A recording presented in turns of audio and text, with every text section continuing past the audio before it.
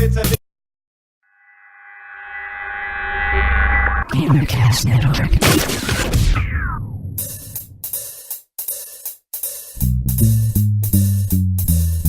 Hey! Alright. It's a video game show, it's a video game show. It's not a game show about videos, it's a video game show. Welcome to the Gamercast Network Video Game Show, episode number 57 for September 30th, 2007. I'm Chad, and this week for the roll call, when I say your name, tell me your most grievous physical injury you have incurred while playing a video game. Joining us this week is Ivan. What if I haven't sustained Then you must not any game injuries? hard enough, and you must relinquish your spot on the show. You're not hardcore enough, Ivan. You had to have hurt yourself once somehow. You know, you got pissed off, punched something. Thrown a controller. I've thrown a controller before, but after breaking one, I realized that's an expensive bit of frustration, so I tend not to do that any longer. It felt good for the moment, though. And you looked back on it and laughed. And then you realized I just blew $30-$40. Yeah, but I don't really have a story about it. Then you're just not hardcore enough. We'll have to learn you some hardcore gaming. You have to learn me? Well, that's what it's going to take. That's what it's going to take. Next up on the list is Bob. Well, I have my Unreal Tournament carpal tunnel syndrome that bothers me to this day at work, so I guess that would probably be the most grievous. Actually, recently I threw a controller on Crackdown and broke it, sort of, and now it only works with batteries rather than the battery pack. So that's like $40, so I would say that's pretty grievous. I had a buddy, while we were installing all of our video game stuff back in college, like routing the wires behind desks and stuff, and he had the bright idea that he wanted to staple the cords in place on the wall so they'd like look neat and be in like lines and stuff. While it was plugged in, he took the staple gun and tried to staple it into the wall, and there was a shower of sparks. He shot back about 3 feet and was like, "Ah!" Yeah, I laughed and I laughed. Okay, next up on the list is Phil. I don't know if it's grievous, but I remember back in the day of the old Nintendo Power Glove. I was over at a friend's house and we were playing games using the Power Glove, and at the time the glove was way too small for my hand and wrist, and I got a pretty wicked blister on my knuckle. Ew, did you seep juice into his power glove? Because that'd be gross. It didn't seep at that time while playing, but it would have been smart if they gave you like some type of like... A lubricant would have helped a lot, I think. Yeah, Nintendo Power exactly. Glove with a free sample of KY. Ew. I hate Punch-Out. No. I don't remember how bad I hurt myself. I remember I hurt my hand. I was playing Counter-Strike one night, and this was in the days when I was a little more intense with gaming. And I had either gotten headshotted or I was upset for some strange reason. And I think I put my fist through a wall. But hey. Sweet. Where's the injury? It was on my fist. I think it bled a little. Little blood here and there. That's why I don't play a lot of Twitch shooters anymore. It never ends well for the furniture or things around me. There you go, Ivan. Have you ever hurt your pride in a game? That's an injury. No. You've never hurt your pride in a game? No. Ever lost to a 10-year-old girl or something? Anytime Mary beats me at a video game, she thinks that, she's superior. I will say, though, that I did hurt my pride once when I was playing. Has anybody here heard of the Sambo de Amigo? It was a Dreamcast game. It was a samba game. Peripherals were like sambas, the musical instruments. I really hurt my pride once playing that game in full view of people. I looked like an idiot and they took pictures of me. Oh, yeah, you don't know. Hopefully you were drunk, and then they'd be like, "Oh, dude, I was wasted." You do anything when you're wasted. But seriously, can I have those pictures? Seriously, just hand them to me. This week on the Gamercast Network, Gamertag Radio features an interview with Bizarre Creations about their upcoming game, Project Gotham Racing 4 for the Xbox 360. Uncle Gamer talks about the Halo 3 launch party in Seattle and has a lively debate about the future of PC gaming. On Podtacular, the unofficial Halo Universe podcast, Fumo Jive and JVB break down the latest developments since the release of Halo 3, plus all the inside scoop on the official launch party in Seattle. This week on Sarcastic Gamer, all hell breaks loose as a fight between Lano and Alex almost brings the show to a screeching halt, plus Sarcastic Gamer news, Halo 3 coverage, and more. Don't miss Achievement Junkie for the latest developments in Xbox 360 news. Discover the website that brings you all of these great episodes and headlines at GamerCastNetwork.com. That's GamerCastNetwork.com. Next topic. There really wasn't much news this week because this was the week of Halo. The unspeakable thing. It's not unspeakable. Actually, it isn't that bad of a game. It's just not one that our group here likes to play. I like Tom's review. If you're looking for more Halo in your life, then this is a definite must-have. If you won't, then you ain't missing much. I rented it and I played through the single-player campaign. I think they nailed the mechanics of the game. It plays great. It's very good. I mean, I can't knock it. I can see why people would like it on the console. The only thing I really don't like about Halo is there really is no draw for me in the single-player campaign. Okay, so for example, in a game like Half-Life 2, there's all the physics stuff. The grappling gun and all that kind of stuff. In Fear, there was that bullet time stuff. There really is no hook in Halo for just doing single-player by yourself to make it interesting. Wish you could level the Master Chief. Yeah, if you could level, like, mod your weapons and stuff, I bet that'd be an awesome game. Oh, I don't know, maybe if you were playing Halo, like, online and you could level your guy and, like, geez, what could it be? It could be like an MMO or something. Yeah, and, like, and if you could level up your weapons and, if it took place in, a European country, that would be neat, too. I bet that'd be a killer game. Nah, I'd never sell. It would just be fun to level them, start out like a line cook. You start out as your line cook, then go to a sous chef, and then eventually become the master chef. And then just get that eye tossed in there and become Master Chief. Why is he the only one with that Spartan armor, by the way? Why don't the other Marines have that? I never understood that. Wouldn't everyone want, shields? Because at the end of Halo 3, when he takes his helmet off, he's actually Samus. Nice. He takes his helmet off to reveal another helmet, and it's Samus. Although, I will say that some of the most fun I've had playing co-op games was when a buddy and me played through all of Halo 1 and Halo 2 Legendary modes.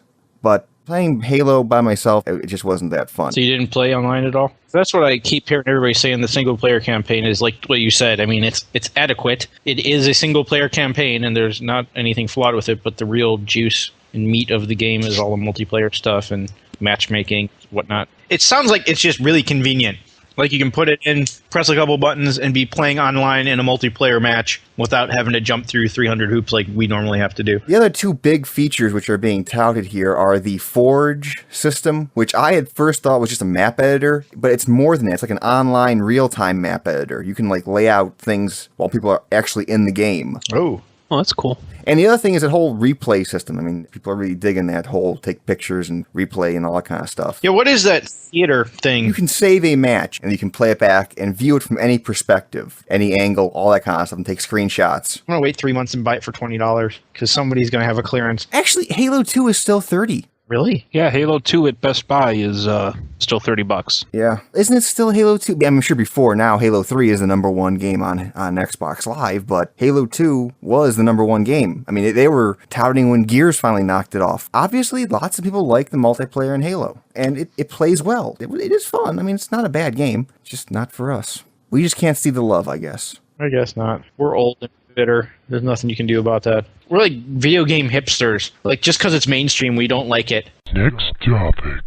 Over these past couple months, there have been so many games coming out that just for some strange reason, I mean, not strange reasons, but I can see why the game gets 100% reviews, but there are just so many magazines dishing out 100% for BioShock, 100% for Halo 3. The number of 100% reviews today just seems a bit excessive. I would assume that a 100% review would mean that the game is stellar, it is God. If there ever is a video games Hall of Fame somewhere, you put it in there. I think I agree with you, because 100% would mean to me that there is no room for improvement. There is not anything they could possibly do to make this aspect of the game any better. I very much doubt there are any developers who would lay that claim on their games. And I was thinking about that today when thinking about BioShock and how I wouldn't give it 100%. I would max out at maybe 90. Biggest reason is because I played it for, a week and a half. Got as many achievements as I thought I could. And now I will probably never play that game again unless there's some downloadable content. But kind of by definition, what Bob just said, if there's downloadable content, that means that there was something extra left out of the game. It couldn't have been 100% if you have downloadable content. if you can still get more. Right. If there's a reason to come back. I'll probably get flamed for that. It was a great game. It was one of the best 360 games I've ever played, and I enjoyed it immensely. Using the word was a lot, though. Right, I am. That's my point, is there's really nothing left to do. Well, here's the thing, Ivan. If you play through it twice, and since it was a 100% game, you can stop gaming now. You're done. Right, yeah. Yeah, you've hit the pinnacle. There is no more. You've peaked. That's it. There's no reason to go back. And I agree with Chad. I don't know that any game deserves 100%. I can't think of one game I've ever played that I could ever say this game is gold. I mean, I can find problems in Counter-Strike. I can find problems in Bioshock. I'm sure when Hellgate comes out, I'll find problems with it. Diablo 2, I mean, it's always on our top whatever list. There's certainly issues with that. If a game was 100% at launch, there would be no need for patches or updates. Why did you have to patch a 100% game? Even if the only room for improvement is this game will eventually get boring. If all you do is play it.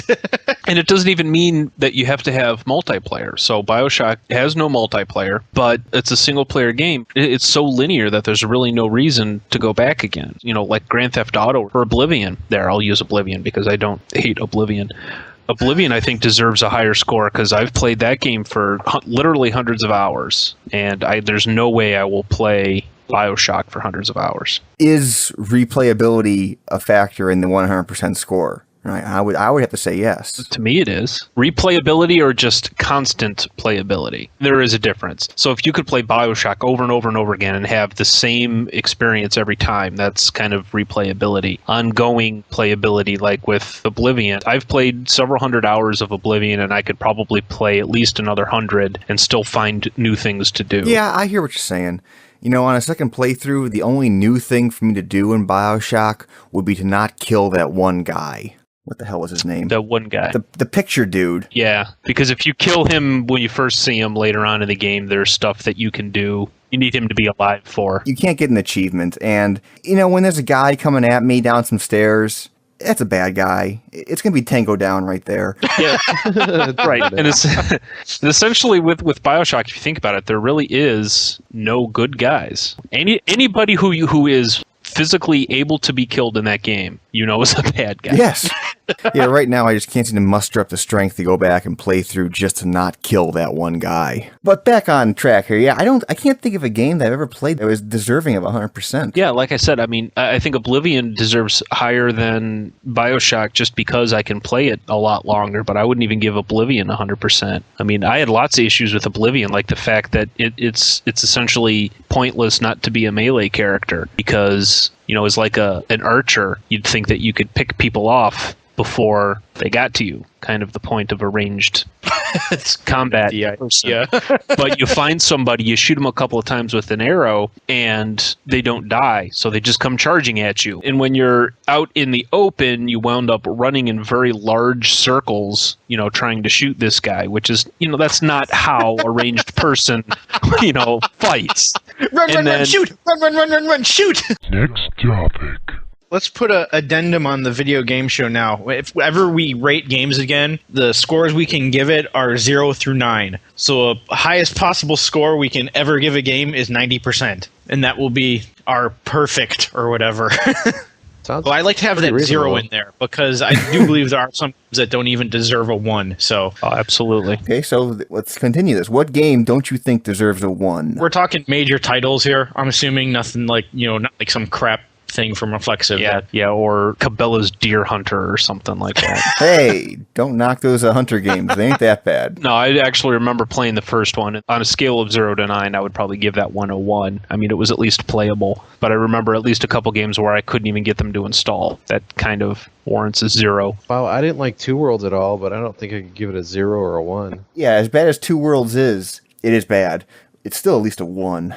Something like Space Giraffe. Space Giraffe for the Xbox Live Arcade. That is a LSD trip personified. I mean, if no one's played it, the game is basically Tempest, if you've played the old arcade game Tempest, and it's just Tempest with whacked out graphics. All kinds of crap going on. I've played Tempest. Back in the day of the arcade, I remember playing Tempest. I never really liked the game, but it was never awful. Space Draft was just, I downloaded it, I played it for maybe a couple minutes, didn't know what I was doing, even though it told you, my brain could not process what was going on, probably because I was not under the influence of any sort of hallucinogenic narcotic. I promptly deleted it and said, I will never touch this game again. I don't care if I got a free download code and didn't actually have to buy it, because I know that even if I downloaded it for free, I would never play it. I'm trying to think of something that I actually paid money for. I think a Zero would be a game where not only is it bad, but you feel worse after playing it. Like, it did something to you that, ruined your day because it was so bad. One, I think, was bad, but I don't know that it's fair to give it a 0. On the video game show, a lot of us have played the Worms games, and most of us enjoy them. I had purchased Worms 3D several years ago for the PC and installed it, and it's awful. It's just horrendous. Worms is typically a 2D game, and the Worms 3D is just that, so the arena is in 3D, and you don't know where things are coming from. Aiming is impossible. Trying to find the worms to actually, attack them is impossible. And it was just bad. Anybody else got any crappy games? Well, the problem, I was thinking about that. I'm looking through mine, and I can't really find any bad ones, but it occurred to me that I throw those away. So I really don't have... And you know how good my memory is, so... I got one, Strike Commander by Origin, which was supposed to be Wing Commander on Earth. It wasn't. I really, really, really hated it. I couldn't even get to play on my system, which was pretty good at the time. This was back in the 386 days, 486. I couldn't get the play right. The frame rate was crap. This was at the time when you had to purchase the extra speech packs to have all the audio. It was like $70, $80 total for all this, and I just played it once, and I was like, oh God, why, no. I just never played it again. I just put it to the side and said, that's it. See, it ruined your day. That's a 0 right there. That's a 0, yeah. 1 means the game is functional and nothing beyond that. 0 means you're worse off for having the game. Next topic.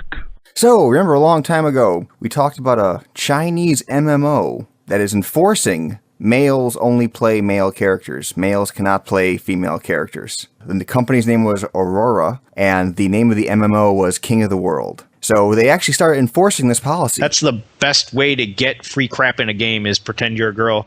I was playing with Chris Palladino, and I come into the game, and he's got like some chick character, and I started making fun of him. I was like, what the hell are you doing? He's like, dude, you seriously have to make a girl character. Look at all this crap I have. And he let me see his inventory or whatever. I was like, dude, you're level 2. Where the hell did you get all that? And he's like, dude, I just pretend I'm a chick and walk up to these guys and ask them for stuff, and they'll just hand you it. I was like, really? Sure enough, it works really, really well. There's some lonely people out there who are ready to believe anything. That's when I kind of started saying there are no girls that play video games, which, we all know is false, but it's funny to keep saying because this kind of issue comes up a lot.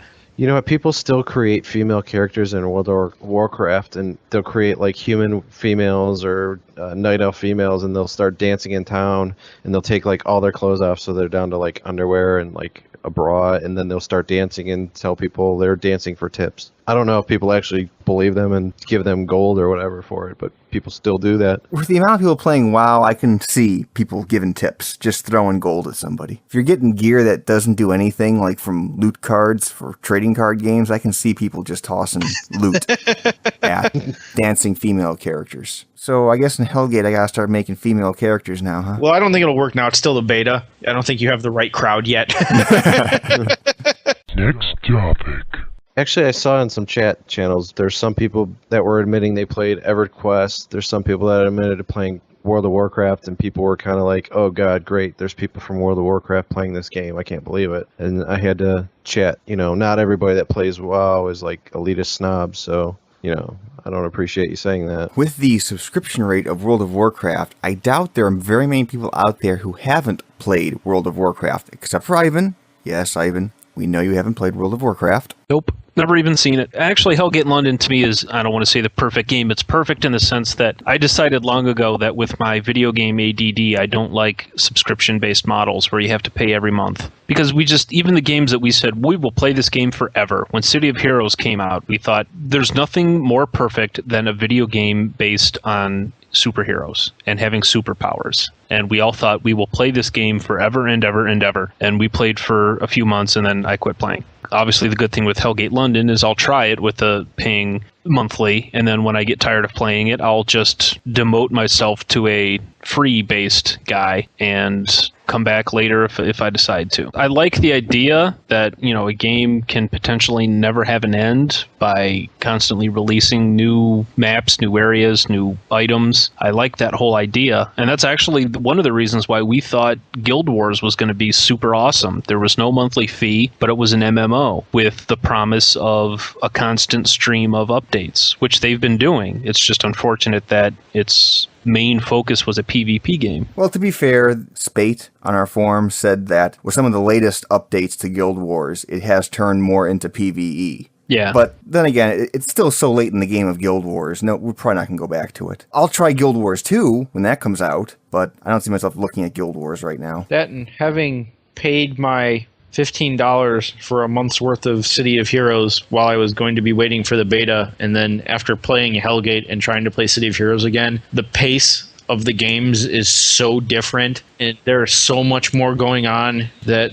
we can't even say this. But anyway. No, the thing is, we can say this because if you've seen the gameplay trailers, there's a lot going on. Combat is very fast-paced. This is not secret. We're not, breaking NDAs here. It's a fast-paced game. This game plays at a pace that was a lot like Auto Assault. So much faster, and you're so much more involved with the game rather than just walking up to something, queuing up all your attacks, and waiting, and it takes 30 seconds to kill one guy. That was my exact problem with Lord of the Rings Online. Did the first battle, I said, this is the most boring combat I've ever faced in my life. It just was so slow compared to what Hellgate is. It's like Titan Quest or Diablo. There's lots of things coming at you all the time. Next topic. Okay, so we're all Tom Clancy fans here for the most part. Yay, he makes the best video game. Well, yes, he might not make them. Nope, he makes them in his basement.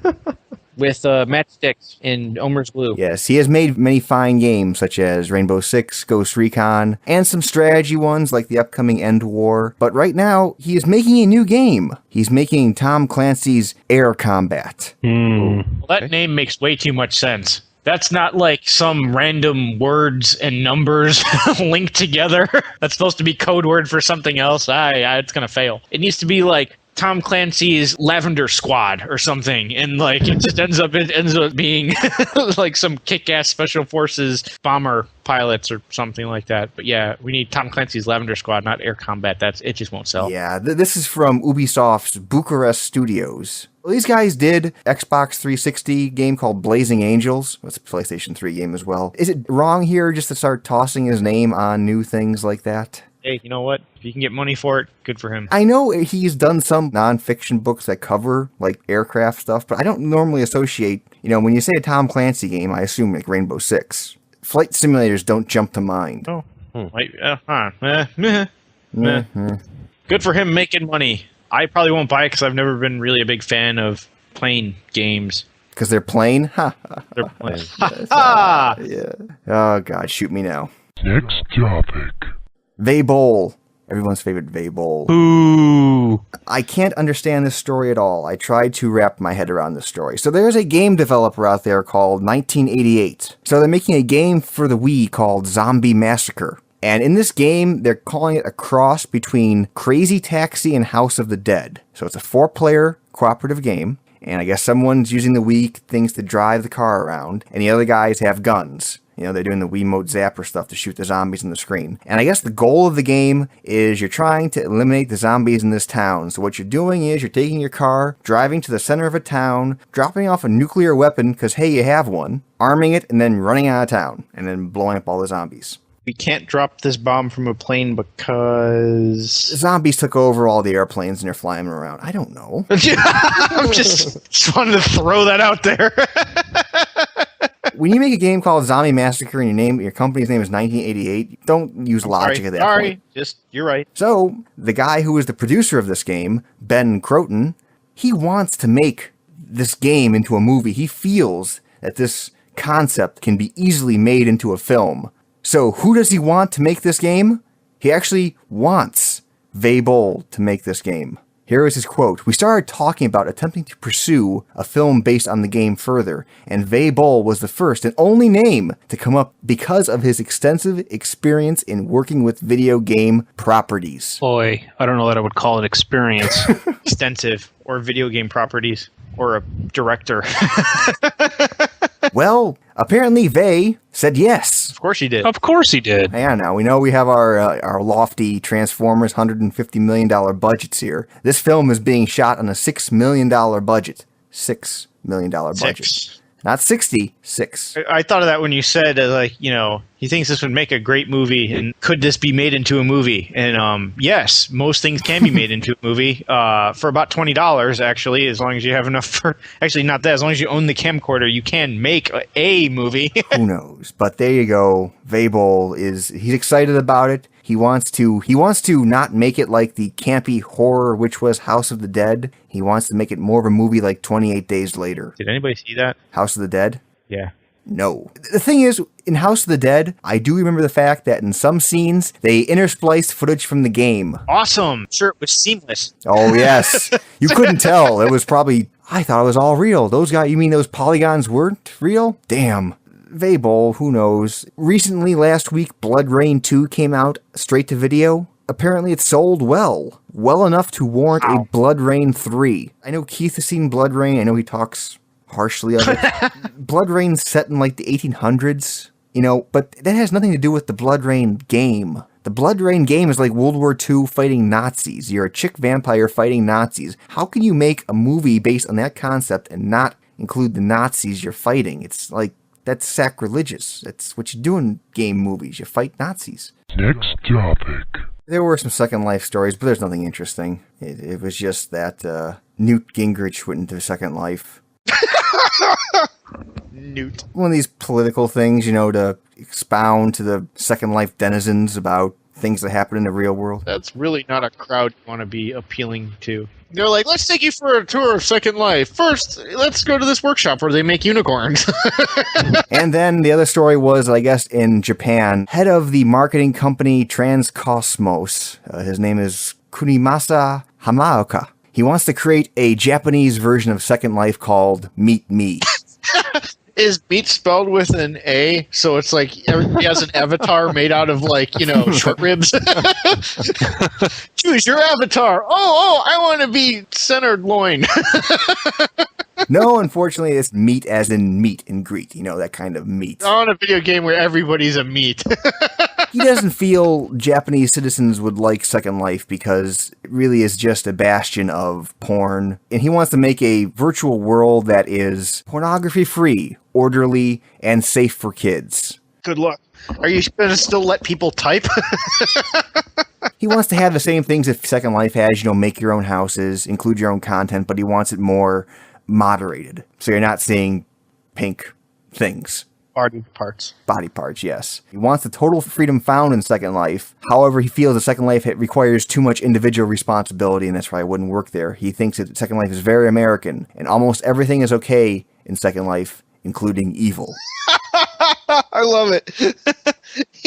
He managed to work in there that Americans are evil. I like it.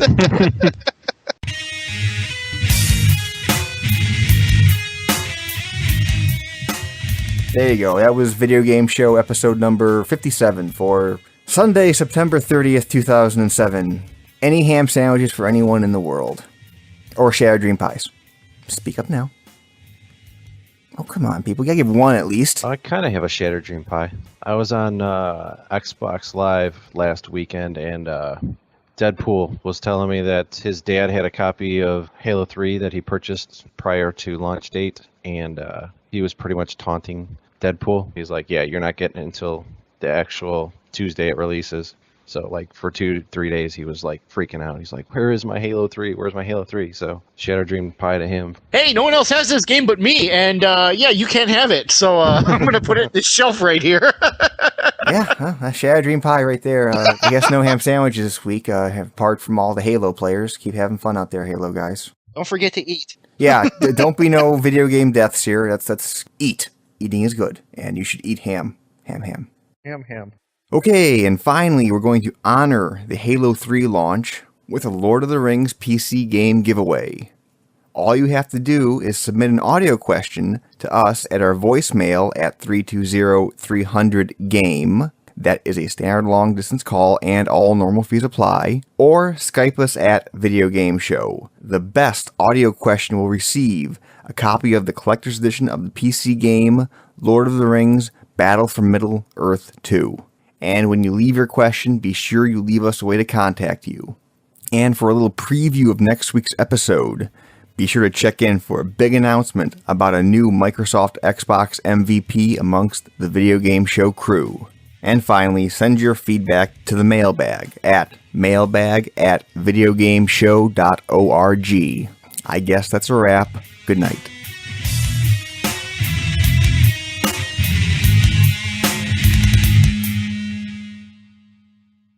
I'll go dress up as one of the guys from 300. Nothing practically, and then sit there and Just play. a Oh, diaper. God. Nobody needs to see that. No, they don't. I think I just figured out my Halloween costume. Red diaper.